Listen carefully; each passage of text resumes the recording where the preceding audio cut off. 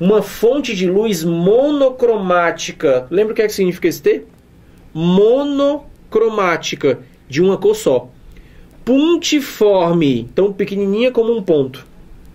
Ilumina um disco e projeta sua sombra em uma parede.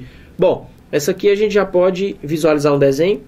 Uma fonte puntiforme ilumina um disco. Então vamos colocar aqui o disco de perfil, tá? E projeta sua sombra na parede. Fonte, disco, sombra. Considere o diâmetro do disco muito maior que o comprimento de onda da luz. O disco está a uma distância de 1 metro da parede. O disco está à distância de 1 metro da parede. 1 metro da parede. E sua sombra tem um perímetro perfeitamente circular, com área 4 vezes a área do disco.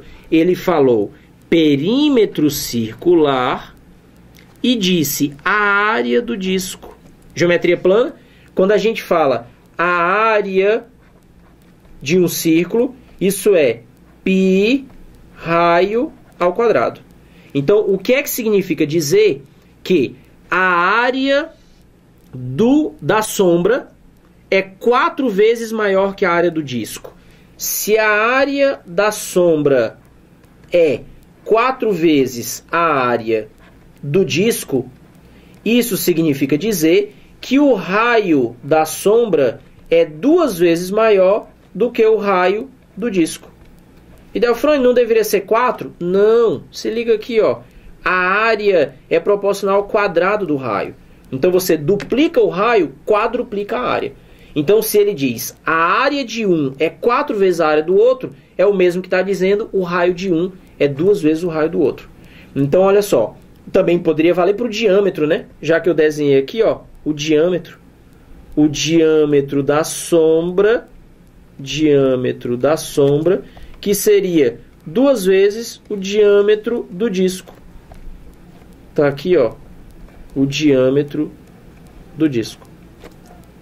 Ele termina dizendo: assim, a distância entre a fonte de luz e a parede, a distância entre a fonte de luz puntiforme e a parede, ou seja, a sombra, essa distância eu vou chamar de x. Quanto ela vale? Pede a medida em metros. Pessoal, mais uma vez, como eu disse anteriormente, óptica geométrica acaba virando uma questão de geometria plana. Você viu que a gente, interpretando a situação que ele descreveu no enunciado, fez um desenho e, geometricamente falando, o que foi que a gente desenhou? Um triângulo dentro do outro. A gente pode aplicar aqui uma semelhança de triângulos. Observe aqui, ó, nós temos um triângulo menor. Ele está de lado. Ele tem uma altura e uma base. Qual seria a altura desse triângulo? Não vá se confundir, hein? Nem é x e nem é 1 metro. Essa distância é x menos 1. Medida em metros, óbvio. E a base dele é o diâmetro do disco, que eu chamei de diâmetro do disco, DD.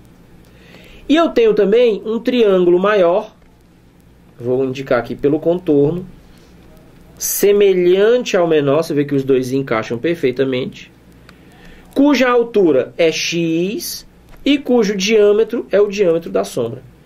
A geometria plana explica que a gente pode fazer uma relação de proporção entre eles, dizendo que a altura do triângulo menor está para a altura do triângulo maior, assim como a base do triângulo menor está para a base do triângulo maior. Você viu aqui que eu já ganhei tempo, né? Ao invés de colocar para a base do triângulo maior o diâmetro da sombra, eu já coloquei a proporção, 2 vezes o diâmetro do disco. Aí agora vem a matemática. A matemática elimina esse diâmetro e nós ficaríamos com 2 vezes x menos 1, que seria 2x menos 2, igual a 1 vezes x, x. 2x menos x é x, e o 2 vai para o outro lado, e nós teríamos x igual a 2 metros. O que é x? a distância da fonte de luz até a parede, que foi o que ele me pediu. O que deixaria a gente com a resposta correta, alternativa C de casa. Bom, de vez em quando a UES põe uma questão clássica, uma trivial, mas nem por isso a gente pode deixar de interpretar o enunciado com atenção. Aqui, repara na figura o cuidado que você tinha que ter para não fazer a proporção entre o x e o 1. Na pressa, de repente, você poderia fazer isso. Sempre tem aquele detalhezinho que a UES pede. O triângulo menor, que a cota de altura ele não deu. Ele deu o x total, o 1 metro, que era a distância parcial, e a altura que a gente precisava aqui, eu falei a altura porque o triângulo está de lado, seria a diferença x menos 1. Então, muito cuidado sempre na prova de segunda fase da UES, mesmo quando a questão é clássica, cuidado com os detalhes do texto, ok?